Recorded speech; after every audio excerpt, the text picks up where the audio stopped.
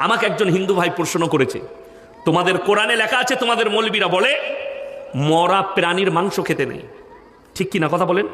মরা প্রাণীর মাংস খাওয়া যাবে? খাওয়া যাবে না, হারাম। কোরআনে আছে সূরা বাকারায়। তাহলে মরা মাছটা কেমন করে খায়? সে ছেলের কাছে ইসলাম না থাকার কারণে তাকে মৌলবীকে ফোন লাগাতে হয়েছে। আমাকে ফোন লাগিয়েছে, উত্তর দেন। সে আমার পাশে দাঁড়িয়ে আছে। আমি বললাম কোরআনে আছে, ইন্নামা হাররামা আলাইকুমুল মাইতাতা ওয়াদ-দামা ওয়া লাহমাল খিনজির ওয়া মা উহিল্লা বিহি লিগাইরিল্লাহ। এক নম্বরে প্রবাহিত রক্ত। কি রক্ত বললাম?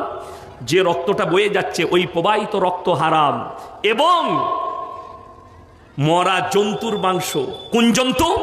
যার শরীরে প্রবাহিত রক্ত আছে। সায়েন্স বলছে, কোরআন হাদিস বলছে, নবীজি সাল্লাল্লাহু আলাইহি সাল্লাম বললেন, হে আমার সাহাবীরা, মাছের মধ্যে প্রবাহিত রক্ত নেই, অর্থাৎ মাছ মরে গেলেও খাওয়া জায়েজ আছে। জোরে বলুন না সুবহানাল্লাহ। মাছের মধ্যে প্রবাহিত রক্ত নেই, মাছের রক্ত স্টপ এক জায়গায়, ব্রেনের কাছে স্টপ হয়ে আছে, কিন্তু বাকি প্রাণীর শরীরে রক্ত ছুটে।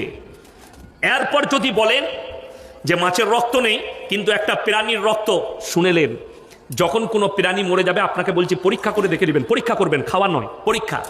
প্রাণীটা মারা গেলে তাকে যদি জবহ করেন আর সে যদি 10 মিনিট আগে মারা যায়, তার এক ফোঁটা রক্ত গড়াবেন, রক্ত স্টপ হয়ে যায়, সব জায়গায় দাঁড়িয়ে যায়।